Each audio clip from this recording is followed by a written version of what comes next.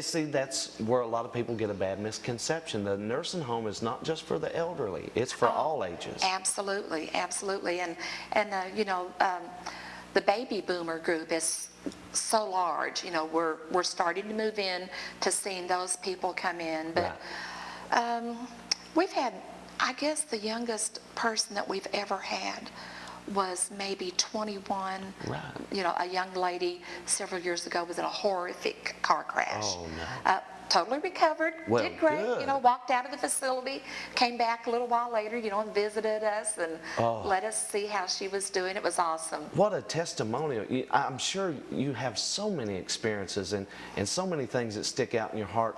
You know, you get so attached to people and you want to help people.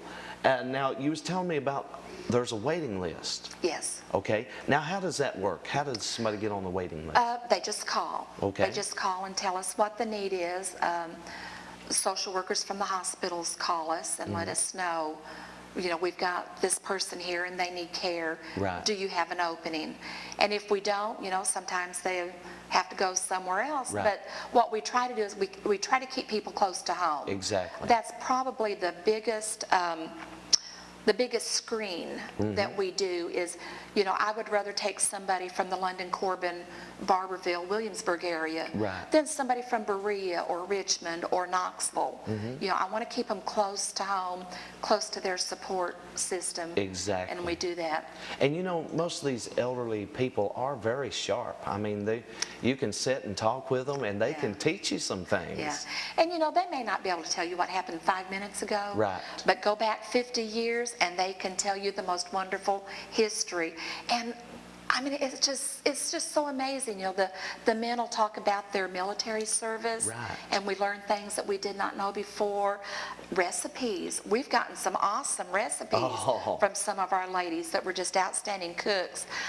Child care tips, or even just, you know, just heartfelt stories of holidays. You know, they'll share what it was like for them as young wives, young parents with their children. And they've seen so much change. Oh my goodness, yes. You know.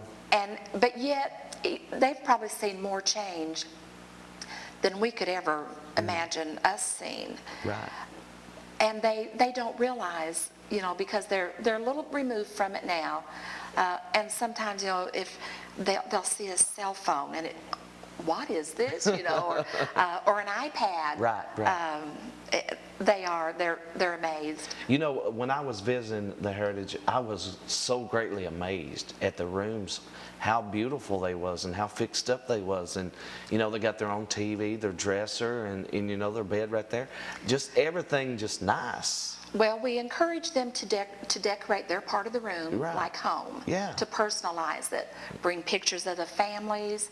If you've got a favorite snuggly blanket, you know, that is your little security, bring that. Some of them have little refrigerators for their snacks and their treats.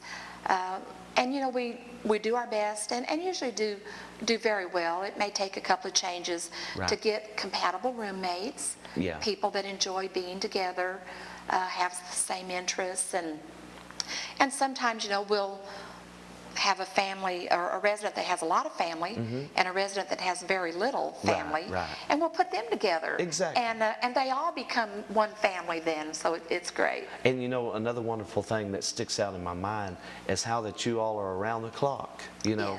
Always taking care of them, always feeding them, always watching over them. You know, that's a blessing. That's wonderful. It is. I appreciate that. But like I said, it's a calling, and it's what we're there to do. That's what we get paid for. But you know, there are different ways of approaching anything.